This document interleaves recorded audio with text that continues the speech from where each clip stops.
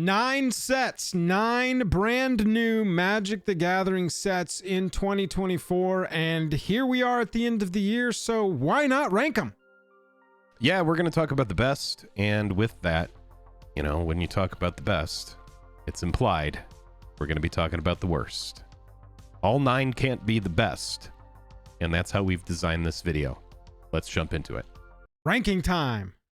Jake and Joel Magic is brought to you by Card Conduit, the best place to sell your cards quickly and easily on the internet. Dragon Shield, the best way to protect the cards that you have. TCG Player, the best place to go to buy new cards. Make sure to use our links down in the description. When you go over there, you're going to get discounts at all these places. Also, big thank you to Moxfield, which is where we go to organize our decks. There are so many ways that you can organize over there and keep your entire collection online so that you can share it with others and edit it yourself.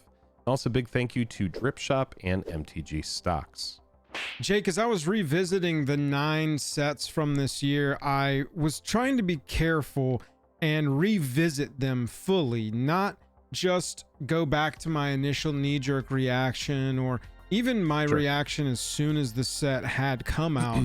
I tried to see, you know, what have I actually had as impactful cards throughout the year, either played or played against me.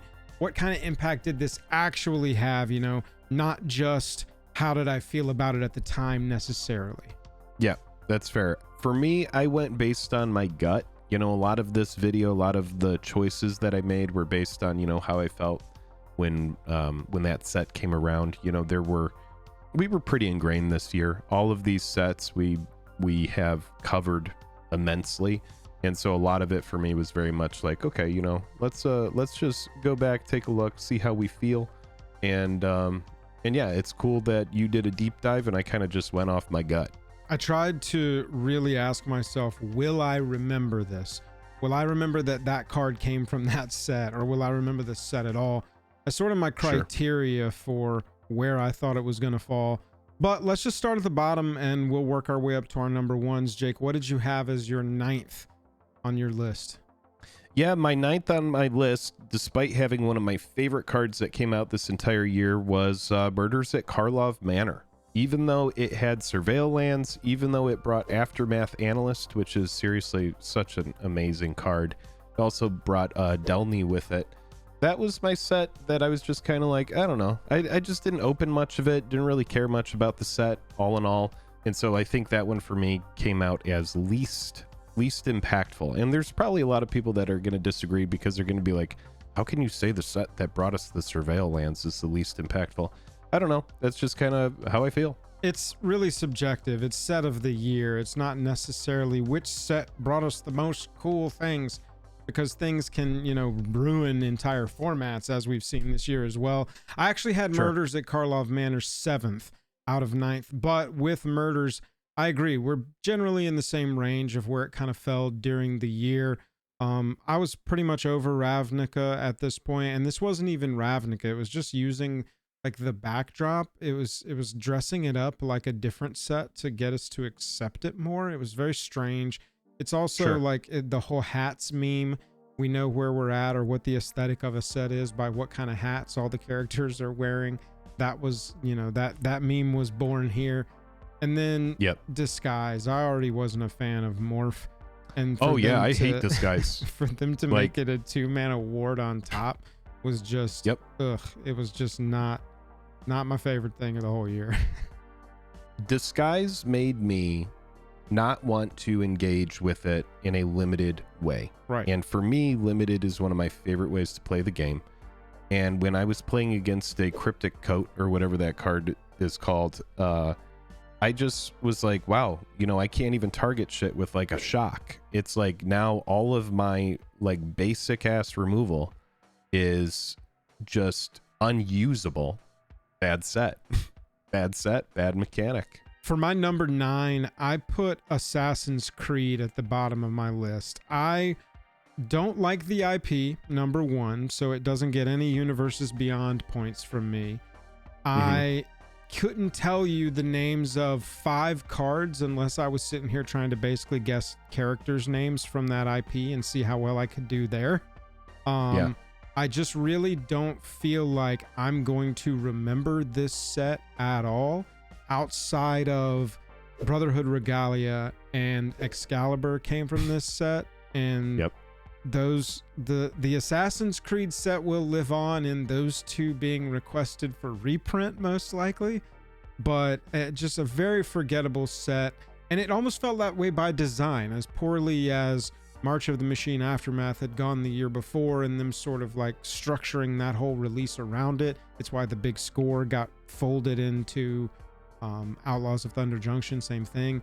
It also felt like Wizards was just like, oh yeah, here's another set, and it was like right on the heels of something else. And so overall, just like huge downvote for me on the year, and that's why I put it at the bottom of my list. Yeah, it had no commander decks. It had very small, like abbreviated kind of booster packs. It had those little Beyond boosters. The Beyond boosters, which were kind of a bummer. So like I had MKM at 9 and you had Assassin's Creed at 9. My Assassin's Creed was at 7. There so you go. and I had we them swapped flipped. those, yeah. The Sword of Feast and Famine reprint was in there. Sword of Light and Shadow got a reprint that was in there, which was kind of cool. It had some good reprints, but for the most part, I feel kind of the same way as you. I'm not exactly connected to that brand, that game, and so I wasn't super excited about it. Right. I also do kind of feel like Assassin's Creed was really just kind of an afterthought in a lot of ways, and I did get my butt kicked by Alexios. It hurt your feelings. Yeah, like Alexios is a card that's a monster. I'll have that in my decks going forward, but really only specific types of decks want that. It's just not a red card you toss into everything. Whereas Brotherhood Regalia and Excalibur, I could see those having really wide application even outside of equipment decks. You know, it doesn't bode well for a set when in advance they're like, Beyond boosters were a huge failure. We are wrapping this mini set into that, and Assassin's Creed's going to be what it's going to be. Enjoy, everybody. It feels like they were kind of setting it up for failure to tell us in advance that the packs were going to suck, and they know that. We just can't do anything about this one. Enjoy Assassin's Creed, everybody. Right. Yeah, so I think it kind of makes sense that those came out at 9 and 7 for us. I'm excited to see what our number 8 is. Yeah, so at number 8, I have Ravnica Remastered shoved right in between Murders at Karlov Manor and Assassin's Creed. This one just is kind of milquetoast for me, very vanilla, tasteless rice pudding. It is, I'm just over Ravnica. We've done Ravnica a lot. We've done a lot of Ravnica, dude. And that said, you know, the Shocks reprints were cool.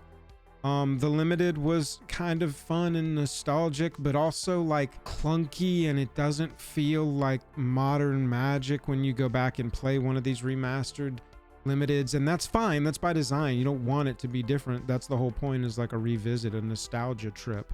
But I'm like, it's fun once or twice, and then I'm gonna try and get my Shocks, and that's it. I feel like it's just going to fall at the bottom of everybody's memory of this year, just like Dominaria Remastered ahead of it. I mean, that's fair. I was going to say, you know, Ravnica Remastered is not high on my list. We'll talk about it on my list when we get to it, but I will say Ravnica Remastered for me, kind of lackluster as well. There's a lot of things in it that you think would get it to be ranked higher in my mind. Stuff like serialized cards. Yep. Stuff like new treatments of stuff. We got Shocklands and retro treatments in foil, which are honestly amazing and beautiful and great for filling out commander decks. We got the borderless version of those, which is also very cool. You know, having a big parfait of Shocklands is nothing to shake a stick at. Everybody loves a parfait, dude. Yeah, I mean, it's very cool to get much needed reprints, but a lot of the set, it's like cool. You got Cyclonic Rift in there. You have all of these cards that are serialized, but the serialized isn't even that appealing because it felt like every other box had one in it. It was just like, oh, okay. There's just a bunch of cards that got a X out of 500 serialization in that set. That's just kind of like, okay, great. Yeah. WotC has kind of moved away from that model, and now they're giving us, you know, like one serialized card in a set for just a few, you know.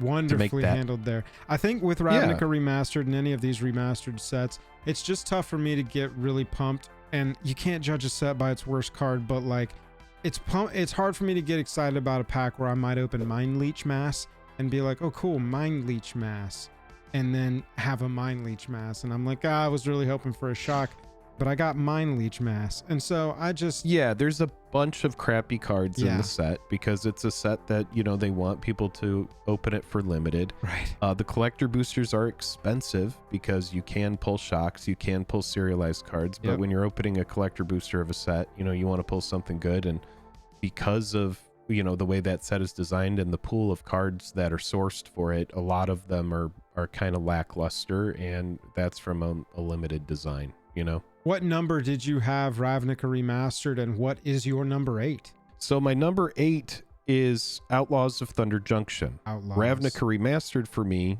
is number 6. Number 6. Right after my Assassin's Creed. Interesting. Yeah. Outlaws was way lower for you. I had Outlaws at 5 for myself, actually.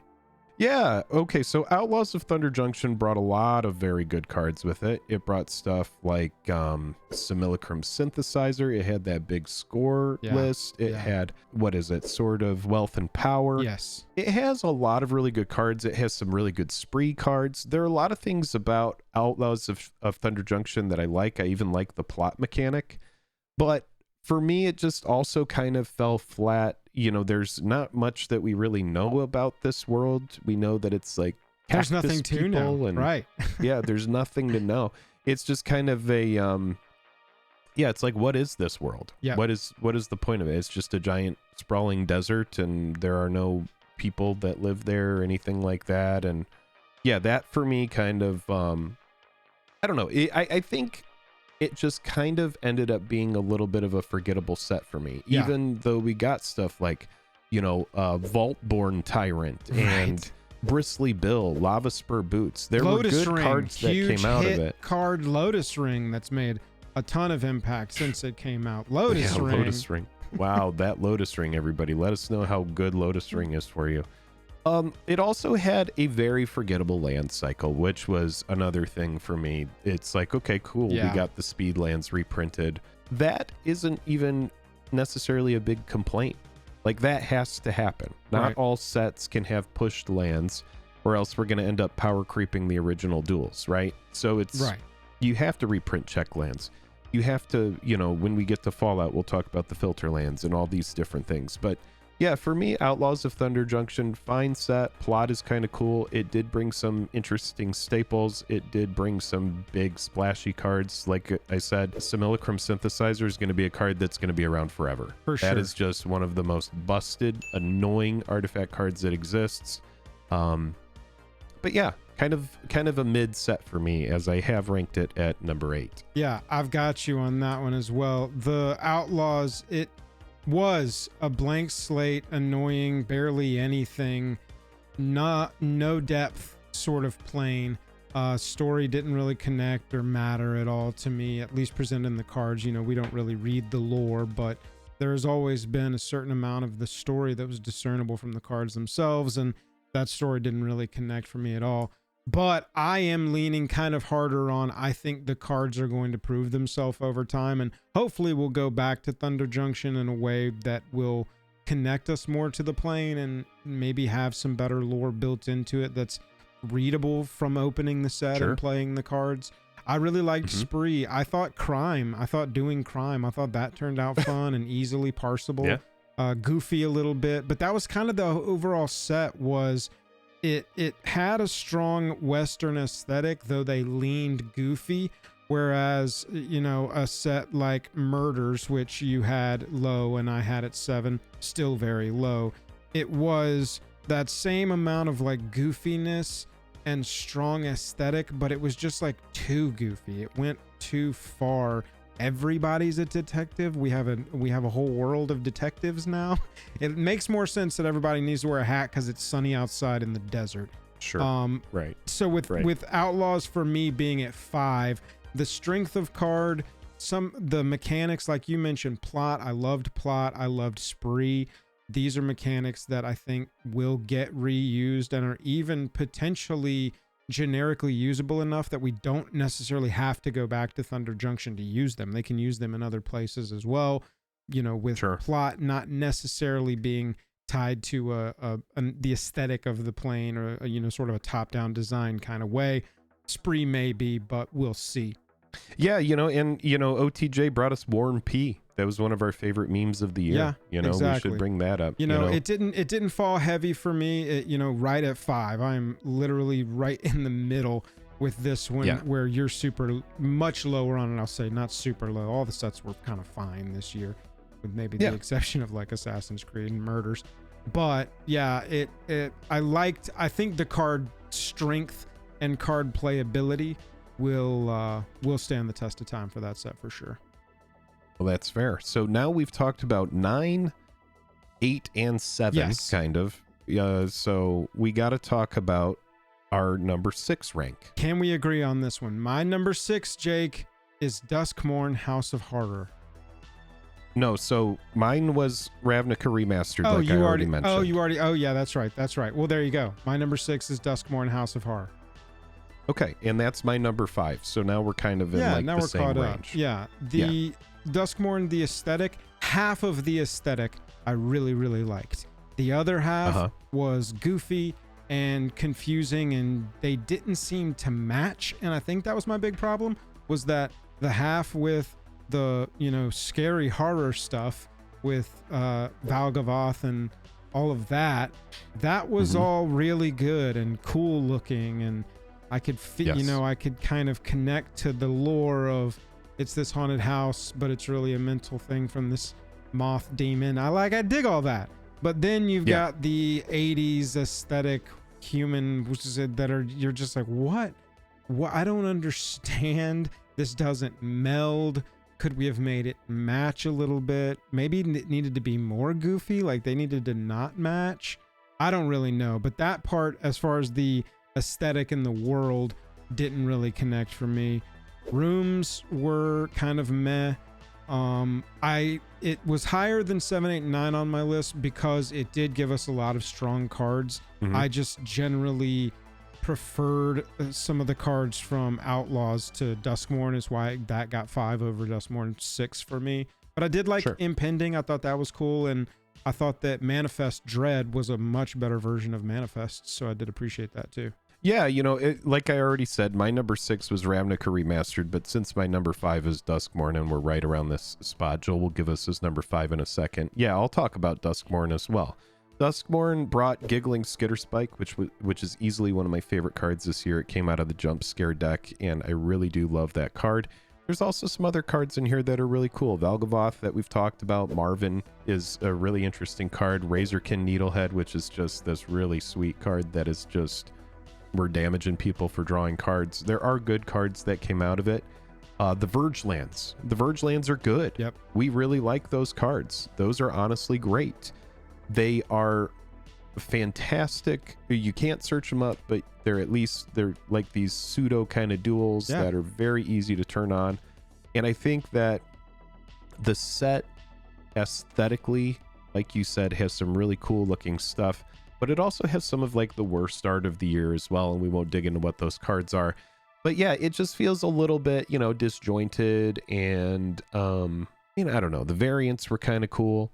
But for an 80s set, as somebody who's like a huge 80s horror movie guy, and I love my 80s, late 70s, early 80s, or all 80s horror, like 90s horror, all that shit. Yeah, it was kind of medium. Maybe that's because I didn't get an alien secret lair. That would have been nice. I do feel like disjointed describes it perfectly. Like, at least for Outlaws, with my argument, it all felt like a cowboy set. You look at it and there's spurs and 6-shooters and trains and horses. Everybody's riding something. There's mounts. And then Duskmourn, it was like, man, this Valgavoth thing is really cool. I love how, you know, terrifying and sort of like true horror this is, and some of the references and stuff. But then, yeah, it was just a little too campy, a little too goofy, so it fell lower for me. Doomsday Excruciator came out. That really got people like super hyped on it because it's such an interesting card. But yeah, you know, they can't all be hits, right? No, not at all. Rooms, I think, also should get a mention. Some people really liked, you know, split cards being impermanent, being an enchantment like that. Some people were just like, way too clunky of a mechanic. Where'd you fall on rooms overall? I hate when I look at a card and have to kind of turn my head. I feel like it Yeah. kind of telegraphs what's going on, and you Right. don't want to go like this. Right. You're not like, oh, okay, hold on, guys. It's very chill. Just turning my hand. I have to turn my hand after I draw every card, so you don't know whether I drew it's just something I a do. room or not. It's just something. I don't run rooms. Yeah, you know, they're fine. They're fine. I neither like them or dislike them, really. I'm indifferent toward them. That is a perfect way to feel about a set that we have put firmly in the middle of our list. Yeah, there we go. All right, so my number 5 is Outlaws of Thunder Junction. We talked about that when we talked about you having that at number 8. So I believe that we are now unified 5, 6, 7, 8, 9. We at the very least know those 5 sets are 5, 6, 7, 8, 9 for us, and we can talk about our top 4 each. Jake, hit me with what your number 4 is. All right, so my number 4, even though I haven't played many of these games, hint, hint, nudge, nudge, was Fallout. Fallout. Yes, dude. Fallout came in at number 4 for me, and I thought it was a great set. Really? I'm a fan of Tarmogoyf. It got a reskin. We had this interesting Pip-Boy frame that I'm not honestly super all that into, but I do think that the set brought some very good and very fun cards. And for me, you know, Nuka-Cola vending machine, maybe I'm weighing that super heavily, but I just thought that the set did really well. Yeah. And I thought it was really cool, and I like sets that do well. You know, I like being able to look at, you know, that collector box and be like, man, you know, people like that. It is an IP that people came over for and they care about. And that for me, I don't know, it really kind of sold the set for me. No, yeah, I'm with you, man. Fallout is actually my number 3 of the year.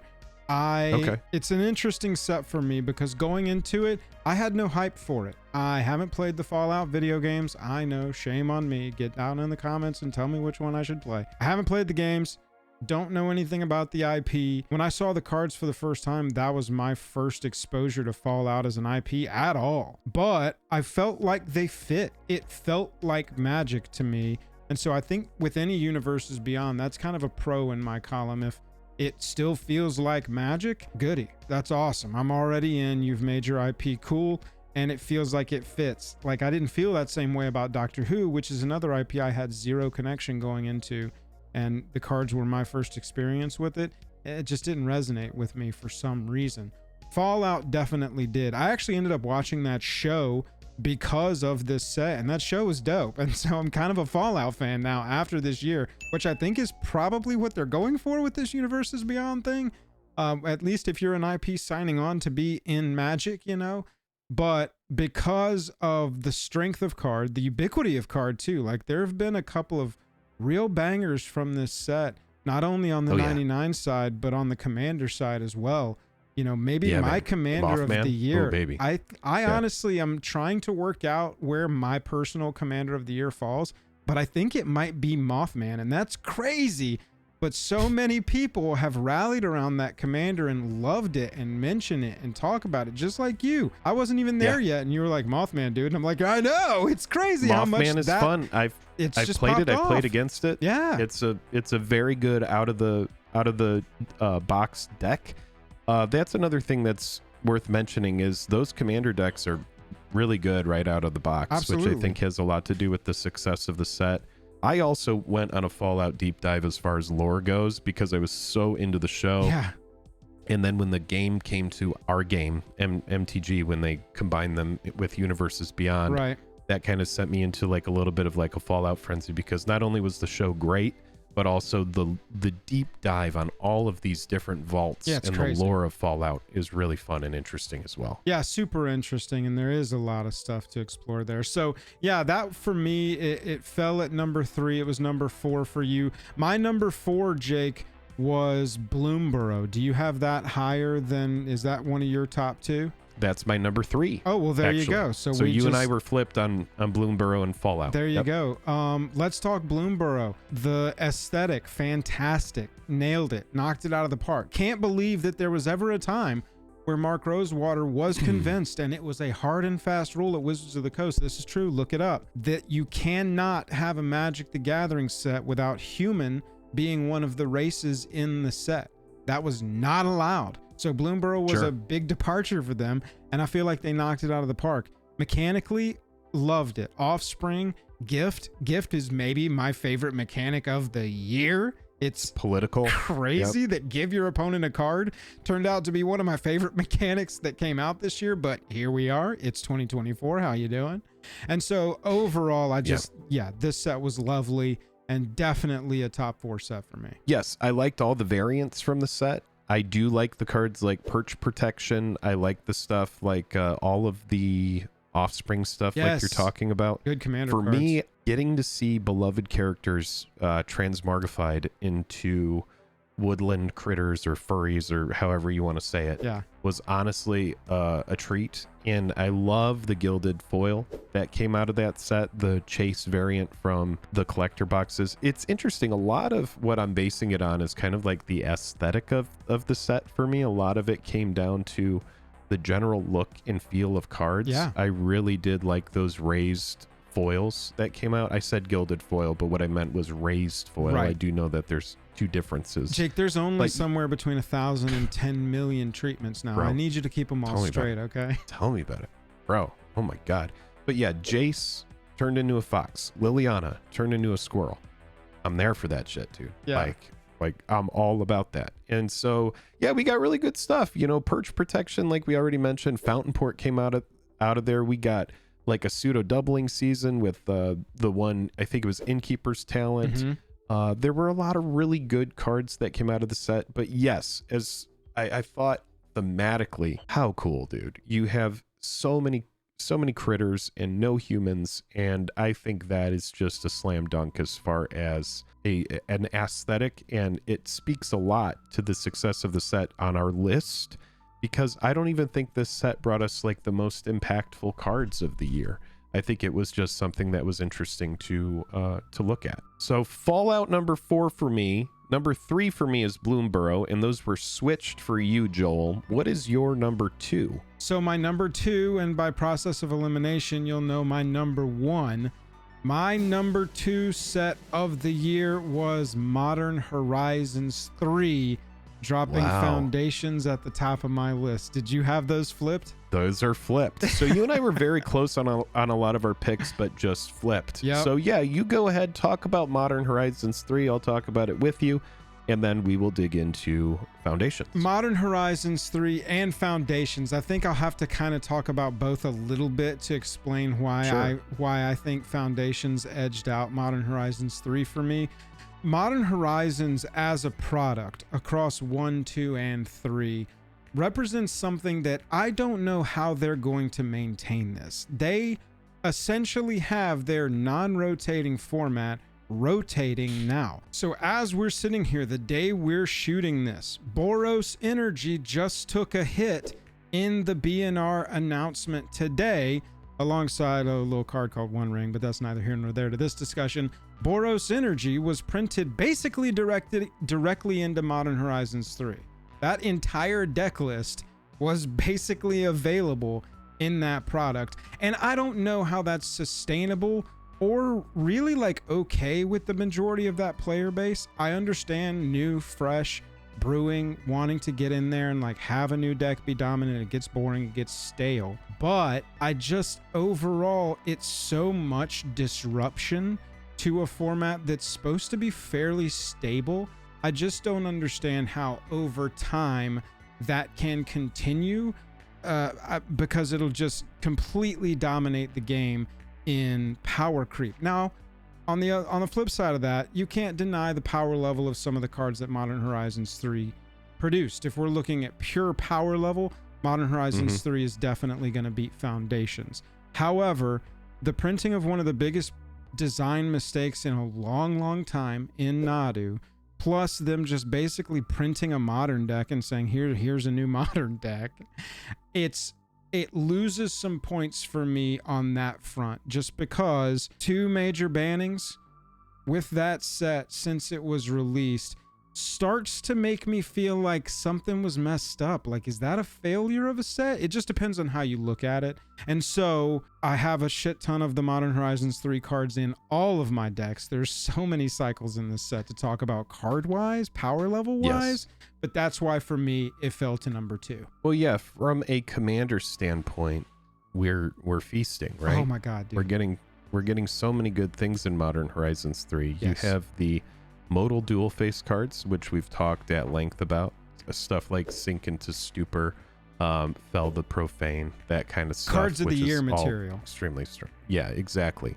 And then you also have a laundry list of just massive cards that came out. Ocelot Pride, Nantuko, Soul Trader, all of these 6. Fanatic of Ronus, just incredible cards. The land cycle was freaking on fire Shifting as well. Woodland, I've killed so many people with Shifting Woodland already. Yes. You also got really cool stuff like Ripples of Undeath, which for me as a graveyard player is just one of the best cards that has ever been printed. It's lovely. I Really is. freaking love Ripples of Undeath. Fantastic card. We had Swan Song, we got Strict Serenade. So they were memeing all through that set, which is really cool. Yes. We even had a Flare cycle that kind of fell flat for a couple, but then was exciting. But was exciting. Yes. You know, more free cards are always cool and interesting as well. So the set for me was firing on all cylinders. I do kind of see what you're saying. You know, you have that Nadu issue and shaking up Modern in such a massive way each time a set like this comes out. You know, that can't be ignored. But you know, I am talking about this set. It is my number 1, right? And I do believe that it was one of the strongest sets. From a collecting standpoint, you got serialized cards, but a tasteful amount of them that weren't overbearing. Really cool variants. Very fun product to open. But I also think, you know, I kind of see, you know, you putting it number 2. It's also a more expensive set because it's premium. Right. You know, this is something where we got a lot of commander decks that were expensive commander decks just because it's a Horizons product. So from that standpoint, yeah, maybe some points to be deducted, but like I said, it's my number 1. Yeah, I mean, and it deserves to be up there in the number 1. These are a very close 1 and 2 for me. By the way, expensive product, Foundation's collector boosters calling. Ring, ring. I know. Ring. What's up? What's up? Ring. Right. Modern Horizons 3, if it had come out, if you release Modern Horizons 3 in Foundations spot and Foundations in Modern Horizons 3 spot in the summer, we might be having a different version of this conversation where I'm like, Modern Horizons 3 is definitely 100% set of the year, because I'm giving a lot of deductions to the aftermath that it caused, not necessarily putting the weight of my choice here on the power that it brought and the tools that it brought. Because yeah, I mean, I've got Modern Horizons 3 cards littered through my commander decks now, and it makes for more fun games. I prefer having a modal dual face card that's got a land that comes in untapped on one side, regardless of the downside, and has something to do on the other side, so it's not just a dead card when you draw it later. That leads to more gameplay, which is more fun as far as I'm concerned. And so yeah, for me, I've really focused on the aftermath. I think the ripple outward that Modern Horizons 3 caused is really tainting my opinion enough to get it down to my number 2 set of the year, which is a very close to my number 1 set of the year, your number 2 set of the year, Foundations, the delightful surprise here at the end of the year. Yeah, very fun set. You know, it's your number 1, so I'll let you talk mostly about it. But for me, I really did love, you know, it came alongside a Jumpstart product as well. I think we kind of bundled Jumpstart in there. You had powerful cards like Rev and the little cub, among other really cool cards. I just saw General Crete wreck face this past weekend. There are some really fun cards that came out of Jumpstart. But yeah, Foundations, very cool set. I love getting fracture foils of stuff like Llanowar Elves, for example. Getting staples, you know, very, for my smooth brain, cards that I can understand super easy. Also, you know, we didn't talk anything about this, but in Duskmourn, that Enduring Cycle. Yeah. Holy cow, right? Yeah. But yeah, in Foundations, really cool cards, a lot of very strong stuff. We got the mana foil treatment as well. Just speaking from treatments, at this point we are so deep into the booster fun era that they are just doing anything they want over there, and it is getting wild. It is getting wild. Mana foils are a big plus for me. Not a treatment when they described it that I thought I was going to ever be a fan of. In fact, I was a little repulsed by it when they pitched it, but I saw it in hand and it's one of my favorite treatments of all time. Power level of cards, not to be denied in a set that is essentially a core set plus. We have got some 5-mana creatures in there at Mythic that are kick-ass. Bloodthirsty Conqueror, Twin Flame Tyrant. You've got some really sweet cards to pull in that set.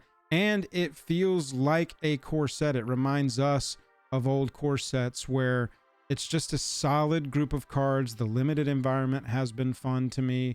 Everything is fun to play. A lot of new options for building and cards that really fit in a lot of different places. Pauper got some love. Commander got some love. Standard obviously got some love.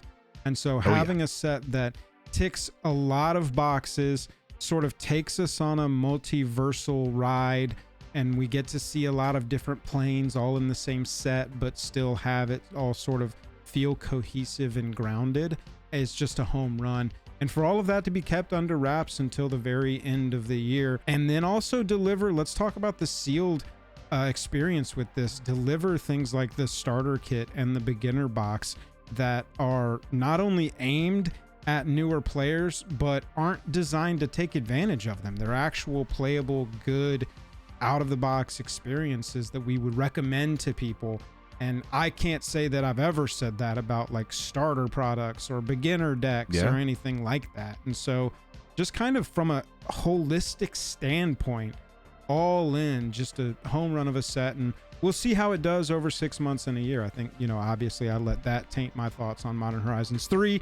Foundations, we'll see what happens. Yeah, I agree with you. I think it's one of those things where we just have to look back 6 months to a year down the road and see kind of where things are. But, you know, stuff like Blasphemous Edict, which go alongside Blasphemous Act, very cool card. And, you know, now we're putting stuff like Exquisite Blood on a freaking 5/5 flyer for 5. So I don't know what world we're living in, but Foundations absolutely brought the heat. And I think it was a nice cherry on top of this this season of sets. It really was. I think 2024 ended up being a pretty strong year overall, sets wise, from a lineup that, you know, a lot of people looked at it and saw a lot of new. Duskmourn, Bloomburrow, Outlaws, lots of question marks going into this year, and you see where it fell out. Those are our top sets. Let us know down in the comments what you think the rankings of sets should have been, or if you disagree with us or agree with us. We'd love to hear from you and continue the conversation down there. And if you made it to this point in the video, subscribe. Please. We appreciate you watching. And if this is your second video, come on, you gotta subscribe because, well, you're back.